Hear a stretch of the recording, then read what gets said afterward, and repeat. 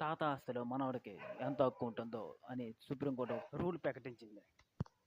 ఇది తెలుసుకునే ముందు మీకు మా ఛానల్ నచ్చితే లైక్ చేయండి, మరిన్ని అప్డేట్స్ కోసం సబ్స్క్రైబ్ చేయండి. ఇటీవల సుప్రీంకోర్టుకి భూమి తగాదాల్లోనూ ఆస్తి తగాదాలతో చాలా కేసులు వస్తూ ఉన్నాయి.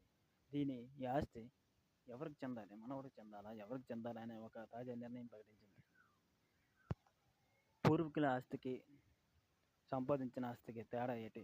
పూర్వీకుల ఆస్తి అంటే వాళ్ళు పూర్వకాలం నుంచి వస్తున్న ఆస్తి, పూర్వకాలం నుంచి వస్తున్న తరతరాల నుంచి ఒకరి తర్వాత ఒకటి, ఒక తరం నుంచి ఒకటికి వస్తున్న ఆస్తిని పూర్వీకుల ఆస్తి అంటారు. ఒకరు కష్టపడి శ్రమను ఉపయోగించి సంపాదిస్తే వారిని సంపాదించిన ఆస్తి అంటారు.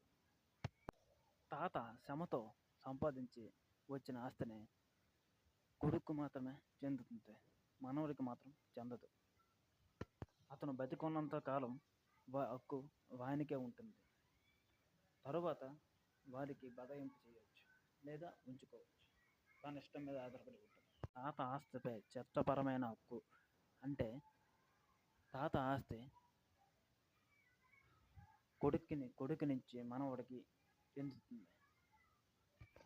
ఏదైనా ఆస్తి తగాదాల్లోనే చట్టపరమైన హక్కును గౌరవించడం ద్వారా పరిష్కరించవచ్చు. మీకు మా ఛానల్ నచ్చితే లైక్ చేయండి, మరిన్ని అప్డేట్స్ కోసం సబ్స్క్రైబ్ చేయండి.